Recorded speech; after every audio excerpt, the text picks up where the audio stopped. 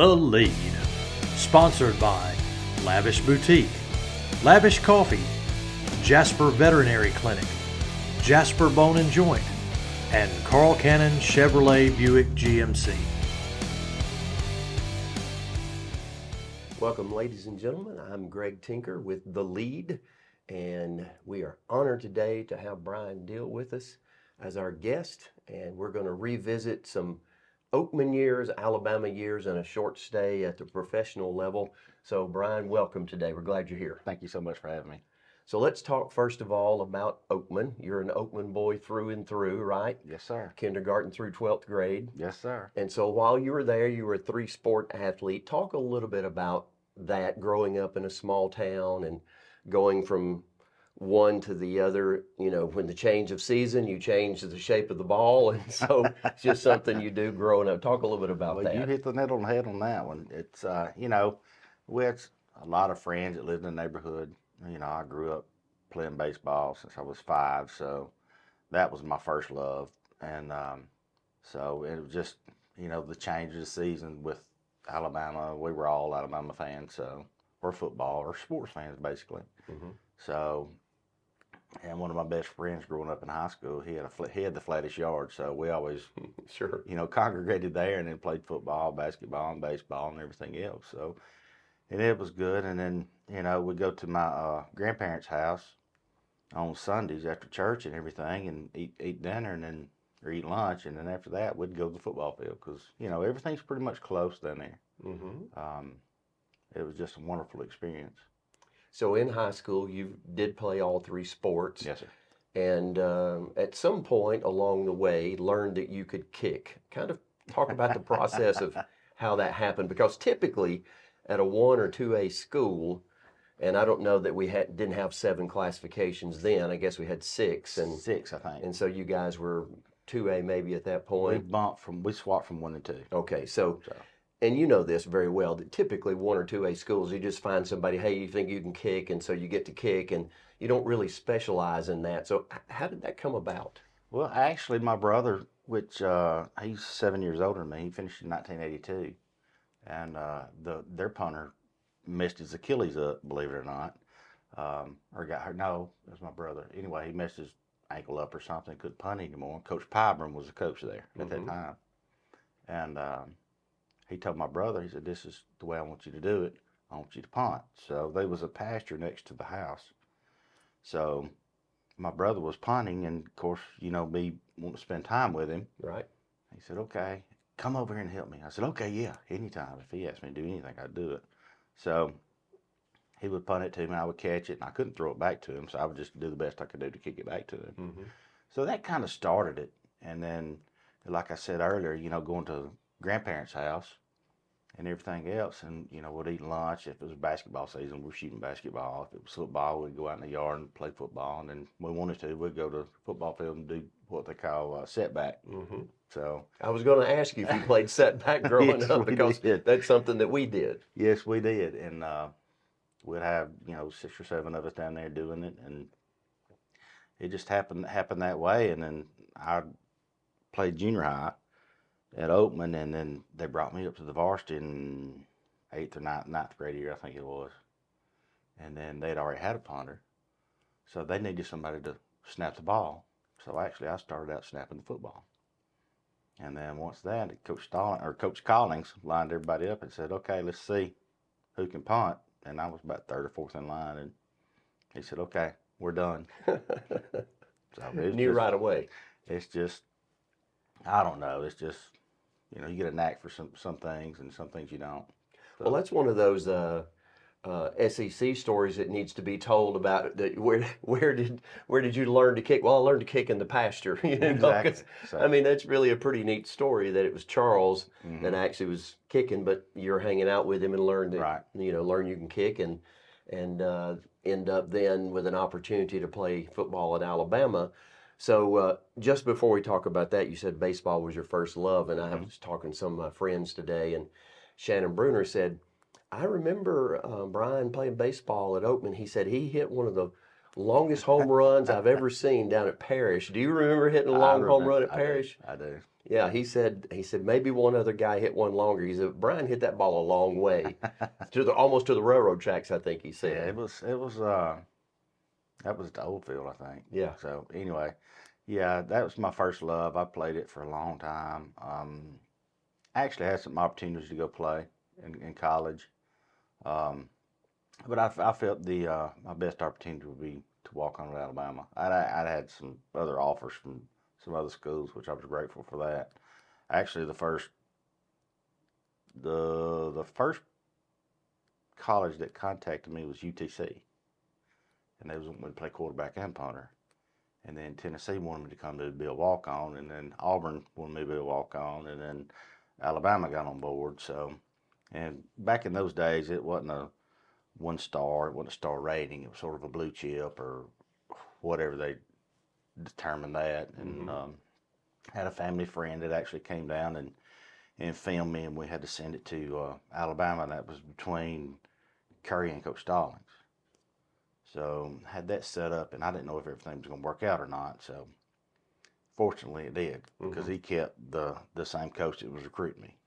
Coach Blakeney recruited me at Auburn. So, and I didn't get to go on that recruiting trip because I was actually sick, believe it or not. But my dad and one of his friends went. So that's how it worked out. So what was it like to actually then, growing up an Alabama fan, get to suit up and be a part of the Alabama Crimson Tide? I mean, is that just surreal almost as a young man? It is. It was. I mean, my cousins, my friends, we always played football at Alabama or baseball for the Braves, you know. So that was the main goals of what we wanted to do. And, you know, I graduated high school, I think it was June the 1st, and I moved to Tuscaloosa that night. And then due to my lack of academic excellence, I had to go to Shelton State for a year. Right. So, but that really made me grow up a lot. You know, coming from a small community and going down there, even though it wasn't, you know, 40,000 students like it is now. I think it was roughly 15 to 17. So you go down there and it's like, oh my goodness, you know, you can do what you want to. You don't have any discipline other than, you know, what you do. So I opted to eat and work out and, you know, have a good time as opposed to go to class. So, and that's one thing that actually made me grow up some, because I went to Shelton State and got back in to Alabama, and I had the opportunity to walk back home. So, and my first year to be on the team was 1991. And that turned out pretty well because you got to be a part of a national championship. So just talk about that team, because I think anybody who is as old as I am, I'm 59, and so any of us who lived through that. I'm not far behind you. Well, it'd been a long drought, and so for you guys to pull that off, I guess, but that was a phenomenal team, wasn't it? It was. We were very close-knit. I keep in touch with a lot of them today. You know, me being a newcomer, quote unquote, a rookie, as Coach Stallings called me. You know, it was a battle through the spring, and they had 2 of us lined up, and then that fall, he named me the starter. So here we go, and it was a rough go at first. Learning curve, you know, the speed. Well, the speed's it's a lot different, and you know, you look at the high school kids nowadays, you know, they run around doing the soccer stuff and drop it funky and kick it funky and all this other stuff. So, you know, we're what they call a directional, to where you put it to one sideline or the other, or you sky it in the middle and let your coverage guy do the work. So that's what I specialized in, so to speak. So we did that, and the thing about it was, you know, our operation time was 2.1 seconds to get it off, because 90% of the time somebody's not going to come off the edge and get it that quick without being, you know, just set scot-free. But the protection that we had, we offset and let one guy come free and protect this side, or vice versa. So we got our operation down to, you know, 1.8, 1.9 pretty quick. You know, had Clyde Goo coming off the corner at 4.2. You better get up quick because he's coming. Sure. So that's a lot of technical information at that point. Well, at this point in time, but after it's all said and done, you got a great snapper, you got a great protection. You know your gunners are going to do what they're supposed to do. So it's just basically, I do my job, snapper does his job, we're good to go. Mm-hmm. So during your time there, you get the national championship, SEC championships. So over that period of time, is there a game or two or a play or two, or a punt or two in your mind that stands out, that was a difference maker, that you still carry with you today, that you're proud of, that moment and your contribution to the team? That's there's a lot. Technically, because we were a team. It wasn't about me or anything else. It was the whole unit, Mm-hmm. so to speak. We actually pinned Tennessee deep at Tennessee and got them on, I think it was a 3-yard line. And then my last game, we played at Legion Field against Auburn. And then we pinned them down on the 2, maybe, somewhere in that range. But as far as the 92 team, we felt like we had something special. One of our hardest games of that year was La Tech. Mm-hmm. I can't remember the score. I think it was 17-10 or 17-7 or something like that. I can't remember what it was. But we go to Tennessee, and that was the first year. They actually still had AstroTurf at that time. So Coach Stallings brought us in. So we look up to the skyboxes, and you can see all the little heads in there. So we didn't know if it was the team watching us or who it was. So we had a little fun on that Friday, because we ran field goals, through passes. We did all kind of crazy stuff on special teams. So they didn't know what was going to happen. Sure. So, and then once after you get done, everybody comes together. And I don't know if anybody else felt this or not, but I did. So we were all sitting there talking, and Coach Stallings was, hey man, he was talking low, baritone, whatever. And it just felt like something just grabbed us and pulled us all together.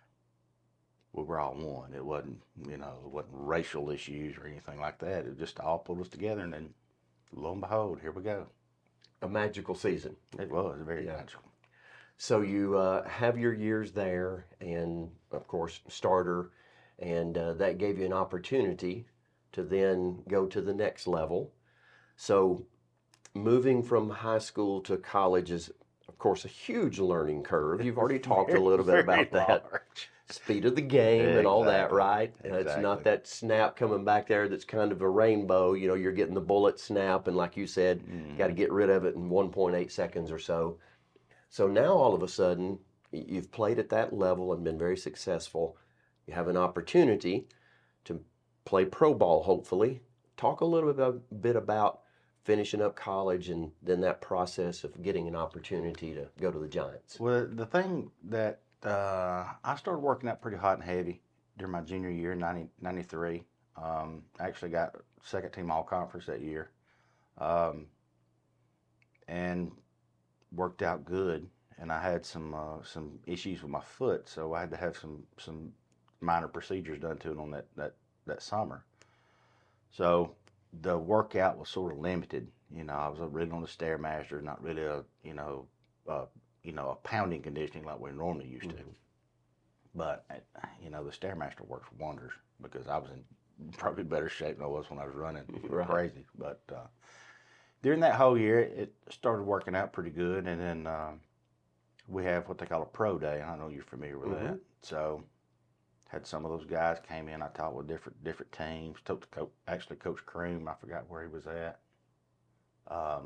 Anyway, several different coaches from several different teams. They actually wanted to work out for them. I said, well, I might have a shot at this, And then one of the Jacksonville Jaguars, which was their inaugural year that year, them and the Panthers was their first year. So worked out for them a pretty good bit. So, I was watching the draft to make sure some of my friends, I didn't think anything about it, but I stayed glued to it because I wanted to see where my friends went. Jay and, Antonio. Well, Antonio's already gone, but, different folks, Sam, see where they go, and everything else. So I get a call. And it was Pete Rodriguez from Jacksonville Jaguars. He says, hey, we've got one more pick left. He said, if we use it, we're going to use it on you. If not, we're going to trade it and get something for next year. I said, perfect. So I hung up the phone, talked to Dad, and he said, well, Jacksonville's going to pull the trigger, it looks like. He said, well, let's go get some hats. I said, okay. I said, let's hang on a little bit because it likes a little bit longer. Wasn't 2 minutes later, New York Giants calls. Tim Rooney said, asked me if I'd, like to be a member of the New York Giants. I said, absolutely. But that experience was a lot different than college because if you go to college, we start at 8 o'clock and go to 11, somewhere in that range, go eat lunch, take a break, go to the complex, get everything ready for practice, have a meeting at 2:30, on the field at 3. Practice starts at 3:30, and then you get done when you get done. Then you come home, shower, get in, shower, go back to the dorm, eat, go to study hall, and then it's the same process all the whole time. So I go to New York, and it's like, you're done. So I've been here 35 minutes, and I'm finished. I said, yep. I said, now, it's a business more than it was a sport. And that's something I couldn't really wrap my arms around because it wasn't a game anymore. It was it was a business aspect. And one funny story is we were actually going to Cleveland. Antonio Langham was playing. Actually, Coach Saban was there. He was a DB coach under Belichick. So we're leaving this huge city. So I gone from 950 to 100,000 from 100,000 to roughly, 7 million at the time. Well, actually, we were in New Jersey, but we're across the bay. Sure. So we turn around and meet at the stadium, pull up, the guys let us in, waiting on the bus. The bus comes, and I'm looking around going, where's the escorts? I said, what are you talking about? And we had guys from Boston College, Penn State, all over the country. He said, what are you talking about? I said, where's the police escort to the airport? I said, we don't have one. He said, y'all have one in Alabama? I said, yeah.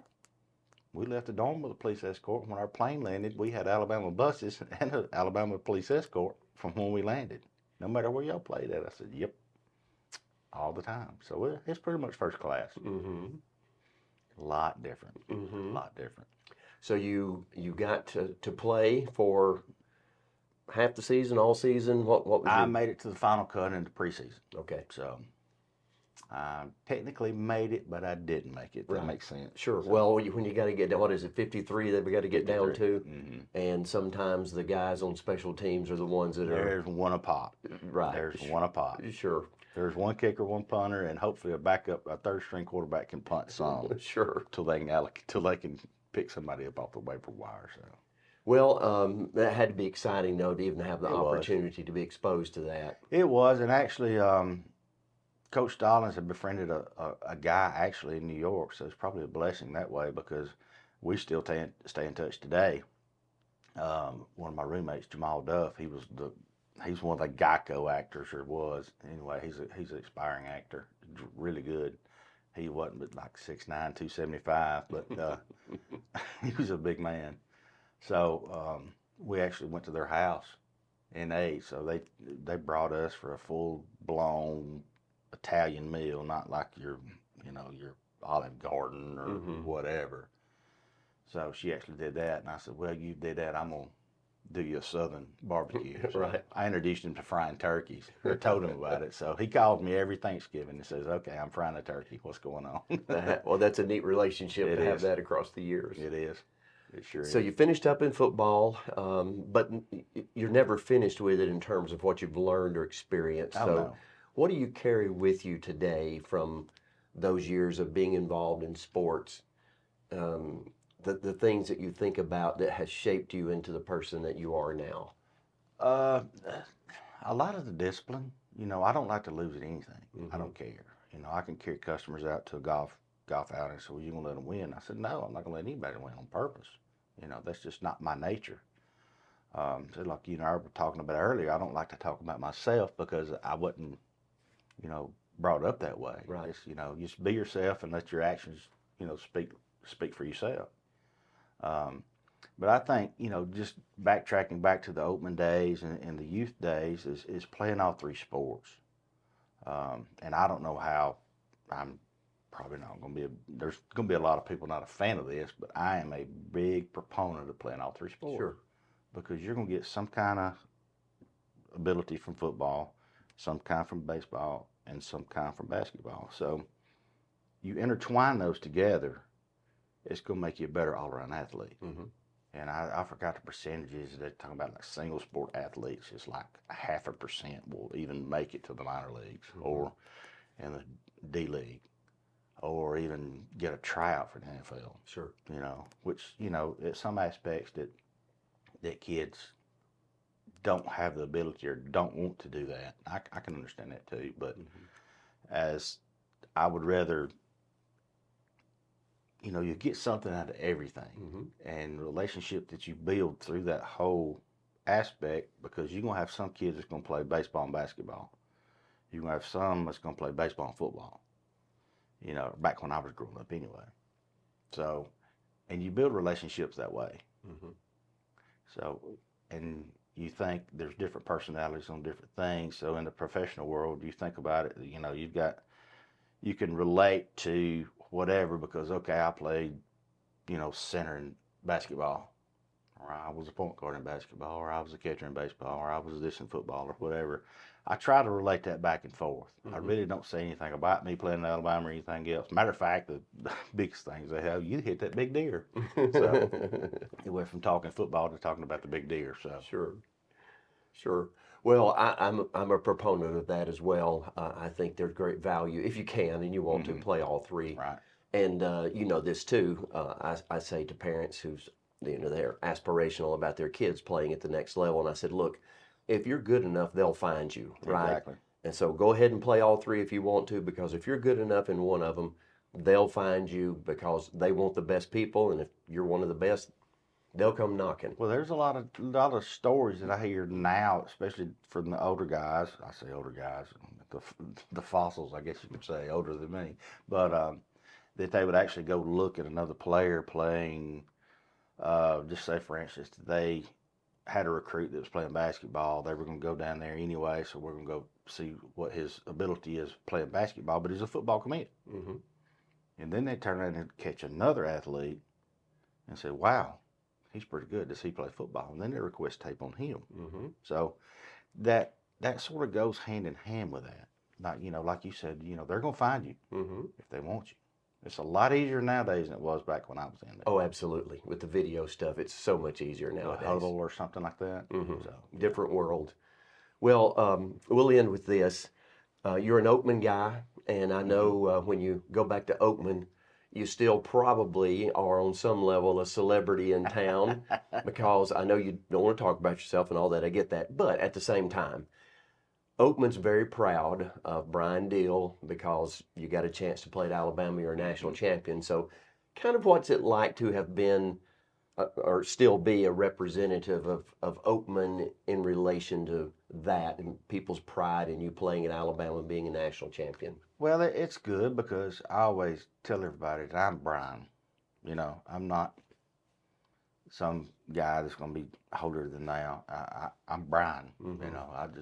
I'm the same person, whether you see me, cutting grass or at a golf course or at a ball game or whatever. I am who I am. I'm Bryne.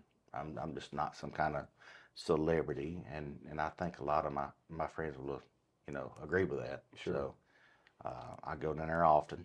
So, but we actually had our 100-year reunion September, I think it was, somewhere in that range. So we saw people from 30s, 40s, 50s, 60s, all the way up. I think the 30s was the earliest one. So anyway, that was it. I've always done that because I'm going to be myself wherever I'm at. So. Sure. Well, we're very proud of you, of course, and part of that is we want you to sign the lead board behind you. Okay. So if you'll take the marker there and do that honor for us, we'd appreciate that very much. Where at? Anywhere? It's wherever you choose. I don't suppose you get to sign quite as many autographs now as you did back in the Bama days, right? No, sir. What was that like the first time you got to do it, that a kid ran up to you with whatever they had and said, will you sign this? What was that like to be able to sign an autograph? Well, it was sort of interesting because it was what they call Fan Day. Mm-hmm. Or, well, I think it's called Fan Day now, but we had the indoor facility and now everything else, and you're all sitting around sort of a U shape, and you're all numerically done, and then, you know, I said, why do you want my autograph? It was because I had the jersey on. Mm-hmm. And then once I started playing, it got a little more prominent. A funny story about it was a little kid came up to me in New York, said, can I have your autograph? And I sort of looked at him funny. I said, why do you want my autograph? So I signed it. And he goes, who are you? I said, I'm Bryne Diehl. He goes, I thought you were Phil Sims. Well, yes, there was some resemblance, right? I said, he's been gone for a while, but yeah. And you're probably thinking, well, I wish I had his money at this point. Exactly. Yeah. I could have probably signed his name. So. Yeah, you could have. Could have played it off pretty well. Exactly. Well, it's been a joy and an honor to have Bryne with us today. And as I have already said to Bryne, and I think we share this sentiment in Walker County, very proud of Bryne and his accomplishments at Alabama, national champion, and a great representative of his hometown of Oakman and of Walker County. So, Bryne, we want to say thanks for the years that you gave us the enjoyment of watching you play through high school and college, and we're sure honored to have you with us today. Thank you so much. Thank you so much for having me. The Lead, sponsored by Lavish Boutique, Lavish Coffee, Jasper Veterinary Clinic, Jasper Bone and Joint, and Carl Cannon Chevrolet Buick GMC.